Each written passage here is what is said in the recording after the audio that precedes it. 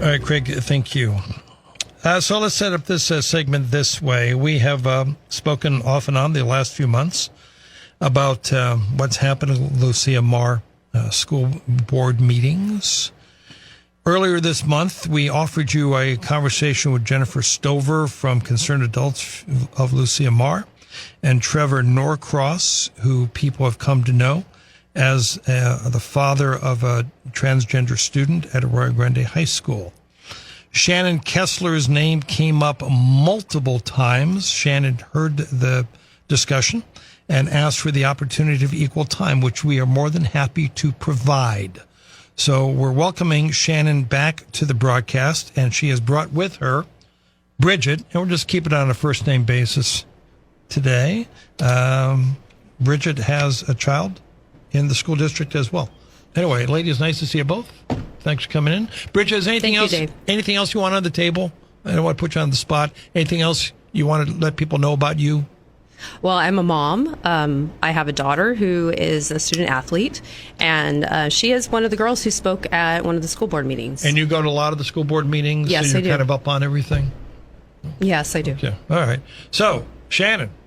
Hello, Dave. Good evening. Nice to see you. I have a prepared statement, and it is as follows. All right. A couple of weeks ago on this program, false accusations were made that I am using a student situation to launch my political career. This is a quote. There has been a dishonest attempt to tie me to inflammatory comments made by others in a public forum. Let me be unequivocally clear. My words are my own. I do not co-sign every word said in a heated, passionate public meeting. My focus is on not on personalities, but it is on policy, specifically the policy of Lucia Mar Unified School District, CIF, and the state of California regarding allowing biological males in girls' sports locker rooms and bathrooms. But the most offensive claim is that I'm an opportunist. This is provably false, and it's a deliberate smear to silence the valid concerns of parents like myself and like Bridget, who is here with me to speak to this. So further, I founded Save Girls Sports Central Coast on March 27th of 2025, and this was weeks before the locker room issue became a major public controversy, and months before I announced my run for assembly. I am not a candidate who found an issue. I'm an advocate who was urged to run because I was already fighting this fight. This entire controversy is a calculated distraction from the real issue. The mission of Save Girls Sports is right there in the name. It's about saving girls' sports. It's about fairness based on the undeniable science of biological advantage. It is about the safety and privacy of female athletes who are now being forced to change in their cars because a biological male is present in their private female-only locker room. My focus is not on any single student. It's on a failed state law, AB 1266, that created this conflict. So I believe this is an attempt to distract people from the true victims in this situation, and that's the girls. Right. That's the statement? That's my statement. Fair enough. Thank All right. you. So if we could just break that down a little bit and follow up what the previous guest suggested. Let's start with a gentleman named Randy Poorman, who apparently made a statement and public comment at the school board meeting of September 16th. I'm not going to read the whole thing again, but let me just read part of it. This is what Mr. Poorman said. Once a person identifies as transgender, they should be removed from the student body population and provided proper mental health care in a mental health care facility. This is reasonable and necessary for the care and protection of everyone. They are like walking sticks of dynamite with lit fuses. On this broadcast, Shannon, Trevor Norcross said that he ran into you at the Harvest Festival and he brought up this quote, and he said that you said that you didn't disagree with the comment. Respond. I spoke with hundreds of people at the Harvest Festival, and I had nothing to do with the writing or reading of that comment. It happened to be a comment that was given in normal process of public comment period in Lucia Mar Unified School District So I don't know. I don't remember saying what Trevor Norcross is accusing me of saying. I do remember that the other guest on this show said she didn't disagree with everything in his comments. And she said that she didn't disagree with the part where he said that to tolerate evil is evil itself. I agree with that part of the comment. I don't know exactly what was in the comment, so I've not seen it. What about the part? You haven't looked at it? No, I have not read the comment. I have not read it. I have not. I only heard it. I was in that meeting, and I was one of the speakers that evening. There were maybe 6. And I'm there pretty much every 2 weeks. So many people speak, and we don't coordinate. I'm not in charge of what people say. This is not something that I do. His main point seems to be that if a student is identified as transgender, they should be removed from the student body population and provided proper mental health care. Do you agree with that? No, these are not my comments. But do you agree with the position? No. What's your position? I do agree that a child struggling with gender identity needs help and support from their parents and probably mental treatment and counseling because they're struggling with an identity issue. But I believe that is something that needs to be handled with their parents and in their realm. And I don't believe they should be removed from the student body population. I have never, since March, when I've spoken to Protect Girls Sports, I have never taken that position. Bridget, you want to comment on this at all? Yeah. Since we just heard comments from a member of the public who's not a child, I have my daughter's statement that she wrote herself, typed out 30 minutes before we went to the school board meeting back in April. I'm not going to use her name. But is this the young woman who spoke at the meeting? She's one of them. Okay. There are multiple girls who spoke. Okay. Who had the courage to go to a packed house. Please. So this was last year. She was a junior. I'm a junior at AGHS, and I'm in a varsity shot put and discus throwing for track. I haven't had to throw against a boy on the girls' team, but if I did, it wouldn't be fair because men and women are biologically different. Boys throw a 12-pound shot 50 feet. While girls only have an 8-pound shot, 35 feet at the max. That's a big difference. And I strongly disagree with what's going on in the girls' locker room and on the girls' track team. So much that I changed my car for track practice because I feel way more comfortable in my car than in my own school's locker room. After coming to the last few meetings, this is my daughter speaking, she went to the meetings herself, and watching teammates attack a person they don't agree with, I wanted to speak up to support my teammate and to protect women's sports. You all preach love and acceptance, but when a person has different beliefs, the only thing you show them is hate. Thank you. So that's what my daughter wrote 30 minutes before when we went to the school board meeting back in April. And how did you feel when you heard your daughter say that? I felt really proud. I don't know where she gets her strength. But she was doing it not just for herself. I mean, she made her own choice not to go into the locker room based on her religious beliefs. We are, biblical Christians with a layer of Catholicism on top of that. We have a strong standard of modesty, and there was no way she was going into a locker room where she knew state law and school policy allowed boys to come in. And what about Mr. Poorman's statement? Do you agree with that, Bridget? What this person identifies as transgender, they should be removed from the student body population? No, I don't agree with that, but I also don't really think I need to comment on another member of the public's comment at a school board meeting. I'm here to speak for my daughter and for myself. And my daughter was speaking out for a lot of the girls who she experienced and heard from on a personal level when this all started happening, when somebody who decided to become a girl or the transgender students started using the locker room, and girls were upset. Different religions, including a Muslim person, and they were told by the school that they couldn't do anything. As far as they had to use the locker room, everyone had to be included in using the locker room. And follow up on that, please, Shannon, because as you know, Jennifer Stover at one point, this is not an exact quote, but she said that conservative Christians are a small minority in the county. Well, and the implication being that you shouldn't be setting policy based on religious values. Well, we're not setting policy. We're speaking in our constitutionally protected format of public comment to our elected representatives, which is what our school board trustees are. So everyone, every resident of our area, and actually the rules say you don't even have to live in the district to speak to the trustees. So we all have that right. I don't want to control anyone or limit what they say or keep them from speaking. So I found those comments extremely derogatory toward Christians.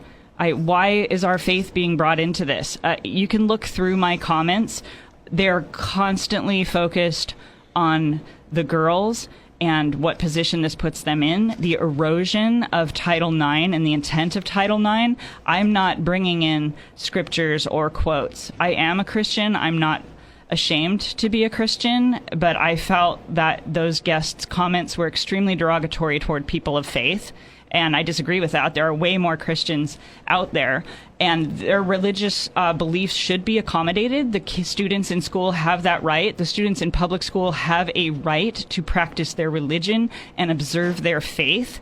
And that is a true concern. I had heard about a Muslim girl actually leaving the school over this, and Christian girls, are trying to be modest. Sorry, dropping out of school? When you say leaving school? Yes, okay. We have heard that she left the public school district over this. So many parents have gone and complained about this, but the school, Lucia Marr particularly, and this is a state kind of norm, they sort of put parents through the pain is in the process mode. So you have to to officially complain, you have to fill out these long convoluted forms. They don't consider a parent coming to the school, meeting with a counselor, meeting with the assistant principal, and saying, I'm not okay with this. That literally will not be recorded as a complaint. I would consider that a complaint. Sorry, I need to get this break in, otherwise I'll hear some complaints. Short break, we'll come back with my guest. Your phone call still to come. I'm Dave Congleton. We're live, we're local, we're hometown. We're joined by Shannon Kessler. Her friend and colleague Bridget is also here.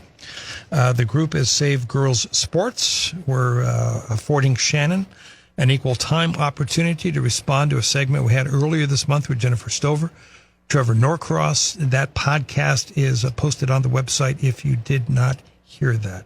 A couple other things I just want to pull out of the conversation, Shannon. You kind of addressed it in your opening statement. But Trevor Norcross repeatedly said in the interview that he thought you, the collective you're targeting his child. No, that's never been the case. I've never named a particular child. My focus has been the girls. The name of my organization is Save Girls Sports, because girls' sports are currently being undermined, girls' identities are being attacked, and women's rights are being demeaned in this movement. So I don't consider it about the students. In fact, I'd like to apologize to what the students are going through, boys and girls. You're being lied to by adults that are telling you that a boy can become a girl and a girl can become a boy. That's a flat out lie. It's untrue. I don't agree with telling kids this and then making kids and parents who disagree go along with something they disagree with. And my first speech on March 18th was this concept, and from my own perspective as a woman of a Generation X age. Title IX passed in 1972. And that changed the opportunities for girls. My mom's generation did not have the opportunity to play sports like my own did. By the time I was a teen in the 80s, I had access to almost as many sports as my brother did. And then there's college sports. So that is an opportunity I gained from the passage of Title IX because, and I'll read the Title IX to you. Here's the text of Title IX of the Civil Rights Act. No person in the United States shall, on the basis of sex, be excluded from participation in, be denied the benefits of, or be subjected to discrimination under any education program or activity receiving federal financial assistance. This was in 1972, and I got the advantage of that. So I like to say my mom's generation didn't have girls' sports. My generation benefited from girls and women's sports enabled by Title IX, and our daughter's generation, like Audrey's, the girls at AG High, Bridget's daughter, they are losing girls' sports because boys are now coming in to girls' sports. And how many? Isn't Trevor's daughter the only one? Trevor's doesn't have a daughter. Trevor has a daughter. Trevor has a son.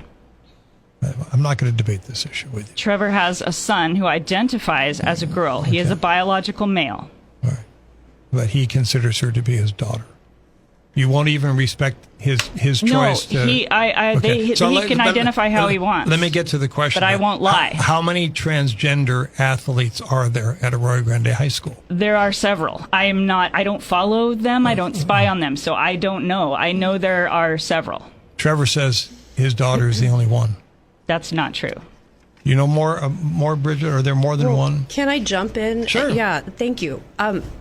This is a nationwide issue in our own backyard. So instead of focusing on one school and one student, why don't we talk about nationwide? There have been girls since, at least since 2020, who have been displaced in a variety of sports, including running and track. I follow Megan Kelly, and she has reported on multiple cases of girls, and the case I'm talking about happened in 2017, back in Connecticut, I believe. More recently, and this is what put it on my radar from my daughter, probably 2 years ago, there was several middle school girls who were forced to compete with a boy who said he was a girl on their throwing, shot put, and discus team. They took a knee, and in opposition or just justification for that their sport was being taken over. And so this is happening all over our nation. Right. I'm just curious, at Arroyo Grande High School, is there just one? I have no idea. I don't know. Is Trevor's daughter, you call him a son, whatever, is this the only athlete we're talking about? Is all this about one athlete? I'm here to speak. This is not all about one athlete. Okay. This is about hundreds of thousands across the nation. That may be a large number, but the point is the girls. So once again, these boys who identify as girls have the opportunity to play sports with boys who they're biologically matched with. They have an advantage over girls. So they have a distinct advantage. Boys have a 25% stronger bodies. They're on average taller. So the average height for a girl is 5'2". Average height for a 15-year-old boy is 5'7". So you're going to tell me that boy doesn't have an advantage? What I'm hoping that is somehow you and Trevor can have a conversation. I go to the school board meetings. My address is to them. So what I've been doing since last spring, and this makes 4 times now, is I've presented a resolution. So I'm not just coming and saying, please change this policy. I've presented a resolution to Lucia Marr since last May. And the last meeting was the 4th time this resolution has been presented, and I'd like to read that resolution. I got 45 seconds. Okay, I'll read it when we come back, because but this is my address. When I'm speaking, I'm speaking to the school board trustees, but not to an individual. But would you be willing to speak to Trevor? I don't have a relationship with Trevor. I know, I'm trying to give you one. I'm trying to give you one. He happens to be a person who also speaks on behalf of his child, and I support that wholeheartedly. But you're not interested in dialoguing with him directly? I'm not saying I never will, but that has never been a goal of mine. Frankly, I'm speaking to the school board on behalf of students. Has that train left the station because he's accused you of targeting his child? He's mentions my name every time he speaks in the school board meetings, and that's outside of their policy, against their rules. I don't know what purpose he thinks it's serving, because I'm not a decision maker at that school, but I do have a constitutional right to represent views on behalf of myself and others. Do you think you've been defamed?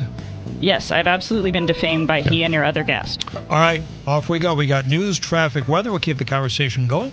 We invite your phone calls and read some of your text messages. Please be polite. This is Hometown Radio.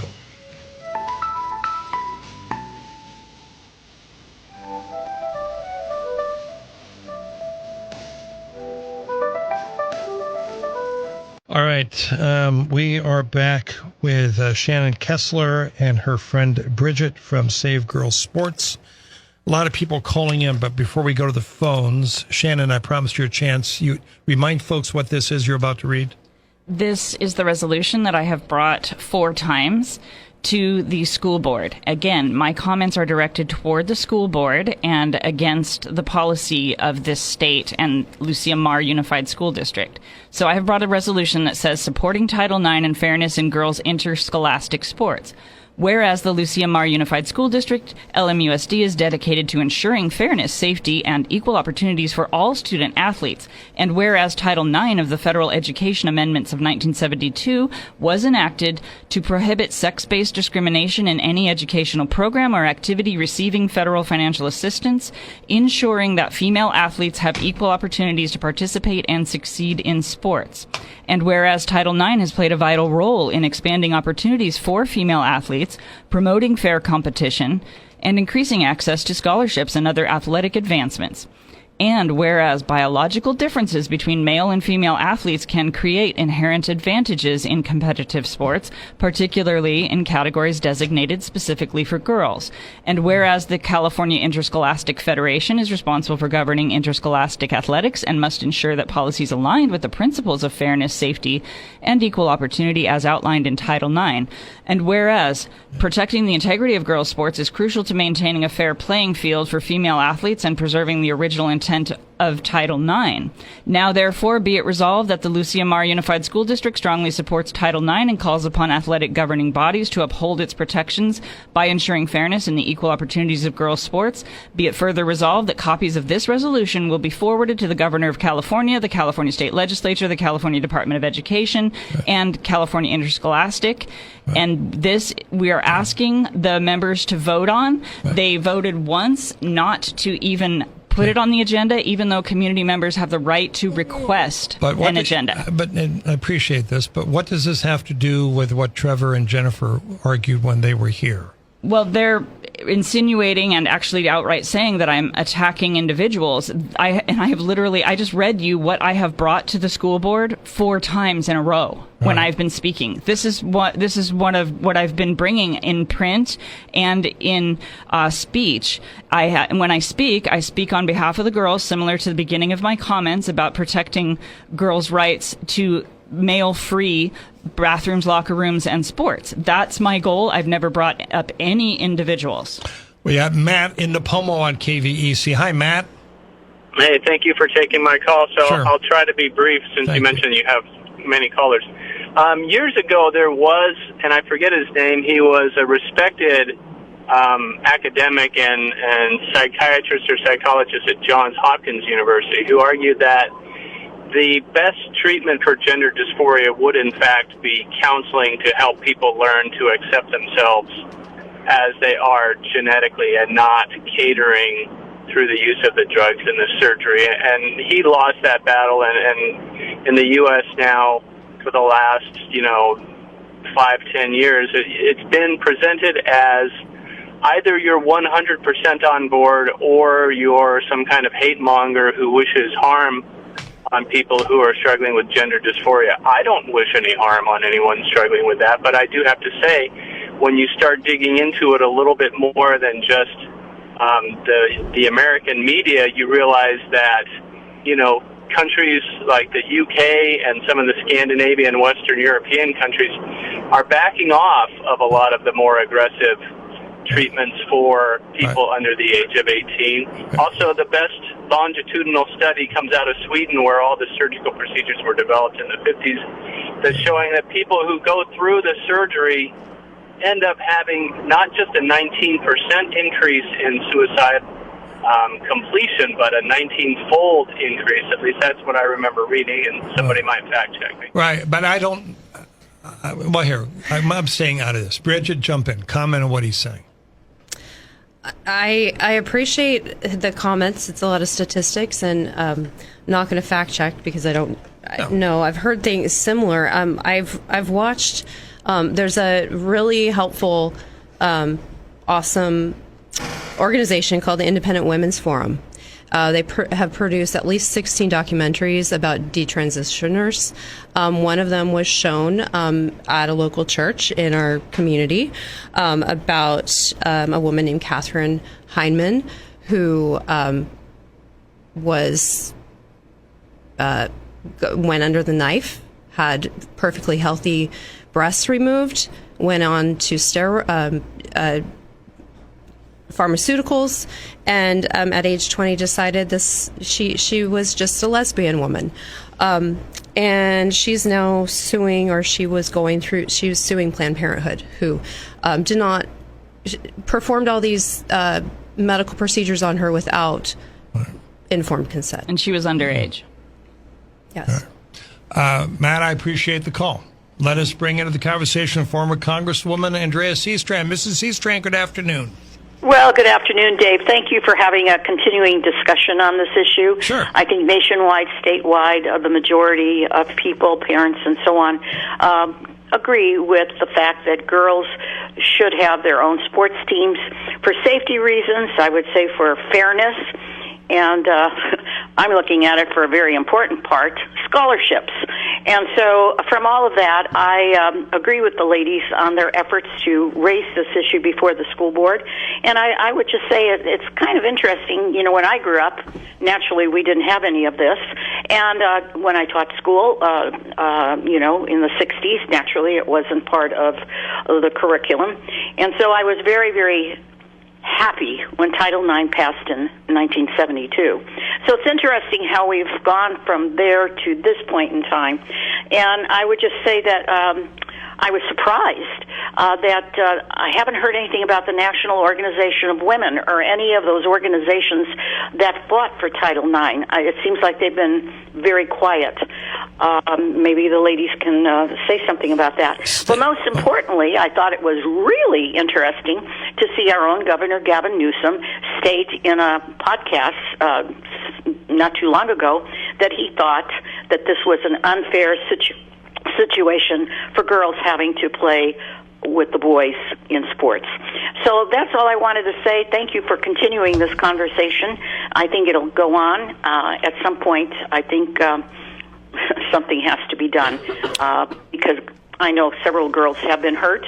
I know there was a hockey team where a woman was playing with the men, and I think in the first round, I'm not an expert on hockey, she was hurt, and I never heard anything more about women playing in hockey. But anyway, I just think for all those reasons I said, fairness, safety, and scholarships, we need to continue the girls in sports. Mrs. Seastrand, delighted to hear from you. Thank you very much for your comments. Shannon, you take it. Yes, I appreciate those comments from the perspective of a woman who was an adult when Title IX passed and has experience in the schools before and after that. I know that's the case, and I appreciate this. I believe that Title IX has been hijacked by the gender ideology cult, and they're abusing women. I find that an excellent point. Where are women's rights activists on this? I'd also like to comment that one of your guests and one of the frequent speakers against girls having privacy in their spaces at school and in their sports are men. So we have men. We have a man father and a male son standing up and calling me a hater for standing up for girls. So these are two men, and even in that one interview, there's you and your male guest. And, you know... I mean, Trevor.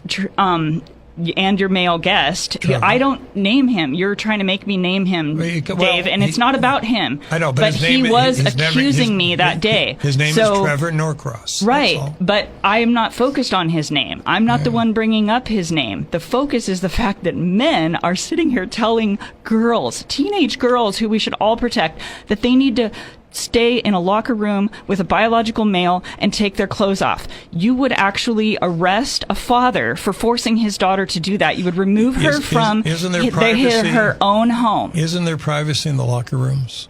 Don't they have a curtain, Bridget? They change together. This is a locker room. Everybody changes. Yeah, I've been told that you can go behind a curtain. There are 5 minutes allowed to totally change. I don't know the details on that. I just know that everyone's uncomfortable in a locker room. I've been told that there's a privacy curtain. I've not been in the locker room, but I just wonder if that's true. Do you know? I've heard that's one of the accommodations. So I'd like to know why are the girls who at Arroyo Grande High, there are about 900 female students. Why are the girls being accommodated by changing behind a curtain? Why isn't the biologically male student changing elsewhere? I'm just asking what the situation is, that's all. Sharon's at Arroyo Grande. Hi, Sharon. Hi, Dave. Thank you for having me on. I wanted to call and say thank you to Shannon and Bridget for bringing up this matter. I am a physician, and so I wanted to talk about the biological differences between men and women. Sex-based anatomical and physical differences give male athletes advantages compared with similarly aged, gifted, and trained females. This advantage begins at least by the age of 3, when tests show that boys throw further, have greater muscular strength and endurance, and aerobic fitness. Although puberty magnifies the differences, but giving hormones does not decrease the advantage that males have. And while some women may be taller than some men, and some women stronger and can run faster than some men, the tallest women are shorter than the tallest men, and the strongest men are significantly more muscular than muscular women. And that same goes for running and all the rest of it. So it isn't fair to allow biologic males to compete with biologic females. I agree that females should not have to change in front of a male. It is terrible. I also would like to say that when Trevor Norcross, I will name him because he has named himself. Trevor Norcross keeps talking about Trump's executive order, and I would say that the rules that were changed under Biden have been found to not be properly follow the Title IX, which Shannon read before. So they are significantly different from the meaning and intent of the original bill. So I appreciate that there are women who will stand up for other women. I appreciate men who will stand up for women, and I'm sad, Dave, that you don't. Thank you. Wait a minute. Do not put words in my mouth, Doctor. I have not taken a position on transgender athletes. I am here as the moderator. I am trying to ask questions of my guests, such as, I've been told that there are privacy curtains in the locker room.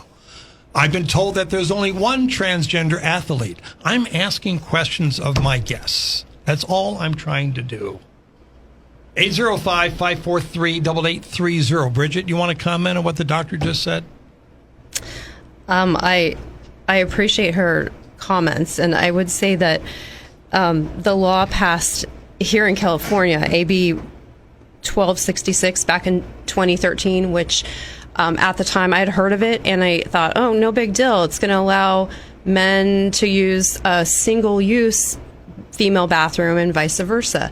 That was how naive I was at the time. That law is what puts anyone who identifies as a male or female in that locker room, that hospital room, that women's prison, that restroom. And it's not just single-use restrooms. It's the kind that you take your little girls into.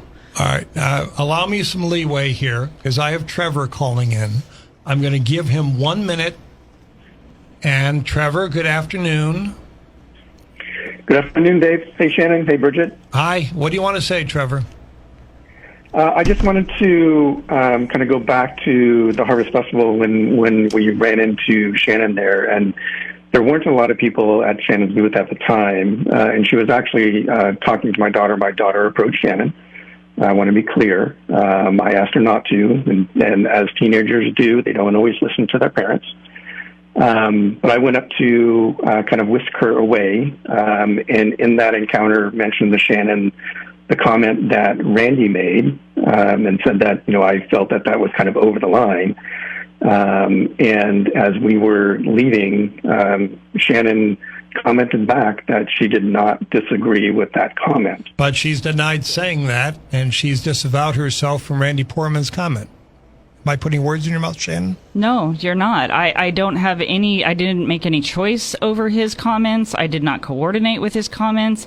I don't even remember all of his comments. They were made at a school board meeting before that. Right. And to be clear, at the Harvest Festival, Trevor's son never did approach me. He spoke with another individual, a volunteer on my campaign, and I was standing off to the side. I was willing to speak, but I had other people coming up to me. It was a long weekend, and there were a lot of people there. And I do remember Trevor coming up, but I don't remember that I said exactly what he's saying I said. I do not agree. I don't need to own. He tried to kind of get me to own, and he's done this since then in 2 school board meetings, to own someone else's comments. I absolutely will not do that. I am such a free speech advocate that I don't want to control what other people say. I don't want to limit what other people say, and I don't manipulate what other people say. And if I disagree with them, I agree with their right to say it. All right, Trevor, I appreciate the call, but I want to give my guests their share of the time to respond to you, so thank you for calling. Short break. We'll come back for a final segment with my guests. I'm Dave Congleton. This is Hometown Radio.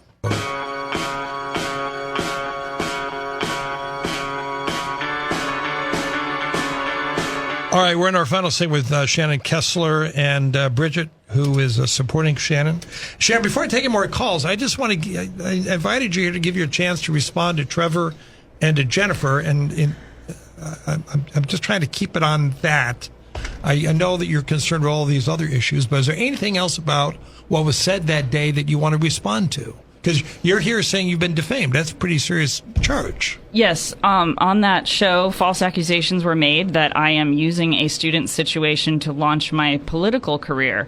Well, I didn't even announce my campaign until August. I started speaking on girls' sports and the protection of girls' sports way back in March. I'm not the only person to speak on this. As Bridget mentioned, several girls from Arroyo Grande High and have spoken on this. I was just the first. So I find that courage is courageous. That I've heard that quote before from Allie Beth Stuckey. I agree with that. I am a woman. I felt personally irritated and threatened by this this intrusion into girls' spaces by biological males and adults and schools and our state telling young people that this is okay and this is the new normal. I'm going to stand up and fight for girls. That's what my goal is. That I didn't go and find a situation. I'm honestly a person who has spoken at this particular school board since 2006. I can take comments back to them. I spoke during the mask mandates. I was opposed to requiring students to wear masks. I was opposed in my comments and letters to students having to be required to get the COVID vaccine. I've spoken about materials and testing that's gone on. I am a routine and normal participant in our representative republic's protected right of the citizens to speak to their elected representatives. So I've done that multiple times without naming individuals. All right. On the Stillbrook Frederick text line, Will is in agreement with you both, but he wants to know what people can do to support you. They can follow me. They can go to Kessler4ca.com. That is my campaign website because now I am a candidate. And the response, I should say the lack of response from Lucia Marr to this key issue did inspire me to run months after I started speaking on this specific issue because 5 of our school board members, 5 of our 7 will not stand, not even in a written resolution that they claim has no teeth. They won't even take a stance to defend girls. So people can support Save Girls Sports. SaveGirlsSportsCC.org is the website for that organization, which is my own and is not affiliated with any church. All right. Here is George in Grover Beach. Hey, George. Hi, hello. Thanks for calling, allowing us to have this conversation. Yeah, what do you think, George? I guess I appreciate the highlighting this as a national issue that the ladies are doing. I know that we always want to try and take a more local view on things, but this is something that is affecting nationwide, and it is having an effect on young girls and adult women. The injuries that have happened they've been documented. They're on videos. You can look them up.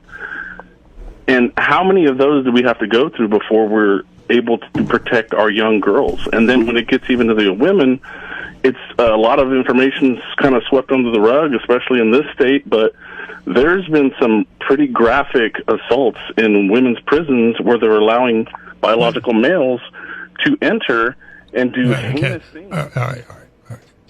Bridget, take the first part of the question. You want to respond to what I George is saying? I apologize. Okay. I was unplugged. Oh, sorry. I didn't hear Shannon, it. take it. Yeah, I thank you, George Caller, for bringing attention to this in prisons because it is Really? an extension. Yes, Oh, I am come a women's rights activist, Dave. Don't Come sit there. on. Don't sit there as a man and tell me not to speak up in defense of women in prisons. No, that's not the point. You're jumping from one girl in a high The school locker caller room brought it to up. in prison. It's a greater attack on women's rights. He is absolutely right. But why is his opinion more valid than mine? We're both men. I'm not saying it's more valid than yours. You just I'm said, saying don't dare tell that you. if I can borrow a line from 1960s women's rights activists, we have to stand up for our rights, and that goes to everywhere we are. Even in the home, women shouldn't be abused. Women certainly shouldn't be abused in prison because they are extremely vulnerable, and that is tragic. Okay. But that's another topic, don't you think? It is connected to this topic. Right. It is a women's rights issue like Save Girls Sports is. George, thank you. But then the young girl in this case doesn't have that right because you don't consider her to be a girl, right? If she I'm not were a sure. girl, I'm not sure who you're referring to. I'm referring to Lily Norcross. I don't. Lily Norcross is not a girl. Okay. Scott is in St. Louis. Hey, Scott, I got about a minute. Hello. Yeah, I'm sorry, Dave. I was going to give a long comment. I think it'd be really short. You know, last week I called about students should be allowed to take anabolic steroids or other athletic drugs for competing against trans students.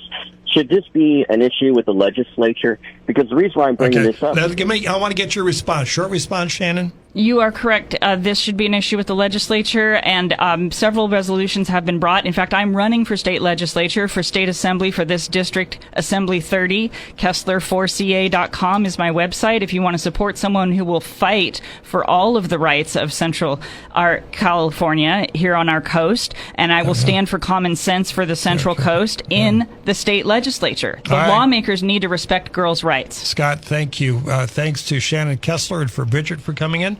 Bridget, I got about 30 seconds. Anything you want to say in closing? Well, thank you, Dave. I really appreciate you giving us this opportunity to speak and to support a lot of girls in our community and families. And I just want to also say that I'm religiously motivated to seek the truth, and this is an ideological battle when we're talking about girls, boys, trans, all that. So yeah, thank you for having us. Shannon, I owe you a half hour. Meanwhile, I got 30 seconds for a final thought. Okay, well, thank you. I want to remind people that I will defend this district. I stand for common sense for the Central Coast. I will protect our coastline from being sold out to Sacramento's green agenda. I will demand local control over the massive battery storage plants. I will restore common sense in education and champion parental rights and girls' rights. And I will tackle the housing affordability crisis when I'm elected to our state assembly. All right, ladies, thank you very much. To be continued. Off we go. News, traffic, weather. Here comes the 6 o'clock hour. I'm Dave Congleton. Here we go.